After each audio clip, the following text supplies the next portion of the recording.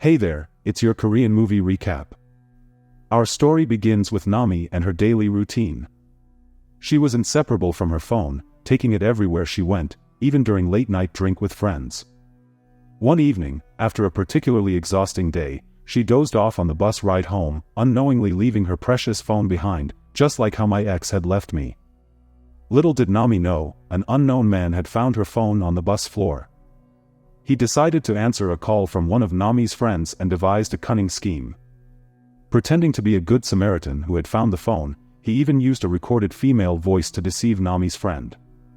Nami's friend arrived at Nami's house, alarmed to find the door unlocked. She entered cautiously but found no one inside, except for a suspicious leg lurking under a table. Startled, she tugged on the leg, fearing the worst, only to discover that Nami was sound asleep under the table, too drunk to make it inside. She informed Nami about her lost phone, setting the stage for an unfolding mystery. Meanwhile, the unknown man continued his intrusion into Nami's life, scrolling through her Instagram, making notes of her interests and daily routines. Suddenly, Nami called the phone, prompting the man to pretend once again to be the helpful girl who found the device. They arranged to meet at Mitzi Cafe. After the call, the man attempted to unlock Nami's phone but failed, resulting in him angrily slamming it onto the table and shattering the screen. Elsewhere in the city, the police made a grim discovery in the forest, a body without any personal belongings or fingerprints, only traces of tree nutrients nearby. One officer suspected a connection to a missing person named June, who had vanished years ago, but they lacked concrete evidence. Nami finally arrived at Mitzi Cafe, owned by her father, who seemed to be aware of her phone situation. During their conversation, an incoming call interrupted them. It was the man who had found Nami's phone, claiming it was damaged and had been sent for repair. Nami was given the address of the repair shop. Nami headed to the address he had given her, even though the area seemed a bit suspicious. Inside the building, she discovered Wuzhong Phone Repair. There, she found her phone with a broken screen. A repairman emerged from a room and handed her a phone repair form. Nami hesitated to fill in the password section but eventually decided to do so. The repairman replaced the phone screen and secretly installed a suspicious application. He returned the phone to Nami, who was unaware of the app's presence. Little did she know that this app could monitor everything happening on her phone. The next day, the mysterious man returned to Mitzi Cafe, ordering a special off-menu drink. Nami was baffled by how he knew about it but accepted his explanation that he used to be a regular. As they conversed, a peculiar connection seemed to be forming between them. Elsewhere, the police were discussing the murder suspect, June, who surprisingly turned out to be the son of one of the police officers. June had disappeared years ago, intentionally staying off the grid to avoid caring for his ailing mother. Discovering a message on his wife's phone that led to June's possible whereabouts, the officer initiated an investigation. That night, as Nami was engrossed in her phone, the suspicious man continued to intrude. He had access not only to her phone activity but also to her camera. While she slept, he meticulously researched Nami's daily life, eerily predicting her every move. Back at her office, Nami received news of a well-deserved raise for her exceptional work performance. However, her day took a dark turn when the suspicious man invaded her home, searching for valuables and even taking money from her ATM. The police officer, convinced that his son was involved in the murders, launched a raid on the address he had discovered. Inside, he found a trove of phones and beauty products resembling those connected to the bodies found in the mountains. Outside the house, the suspicious man was on the verge of entering when he sensed someone inside. Quietly retreating to the backyard, he peered through a window, spotting the police officer. Fearing exposure, he withdrew. The police officer discovered a dubious book containing extensive research about Nami. He also found a phone with the message, "It's been a while, father," along with a photo of him searching the house. He rushed outside to find his son but received another picture from a different location. Sprinting there, he found only a smartphone used remotely. Upon returning home, all evidence had vanished, replaced by a message thanking him for helping clean up. Later, the suspicious man entered Mitzi Cafe and requested an off-menu drink. Initially hesitant, the cafe owner relented, acknowledging him as a regular.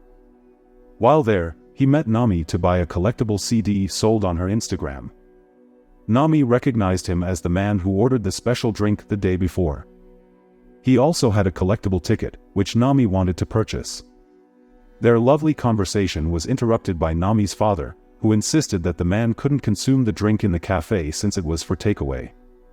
That night, Nami returned home with her father, who was upset about her constant phone use and the presence of the suspicious man.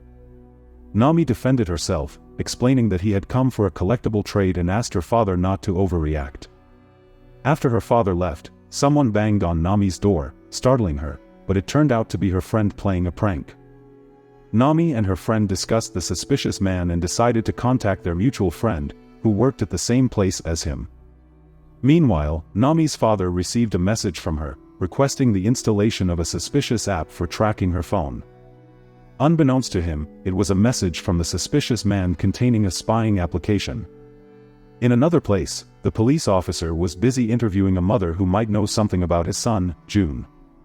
She believed her daughter had eloped with June and left the country, recounting the events from when her daughter lost her phone and met the suspicious man to their sudden resignation and disappearance together.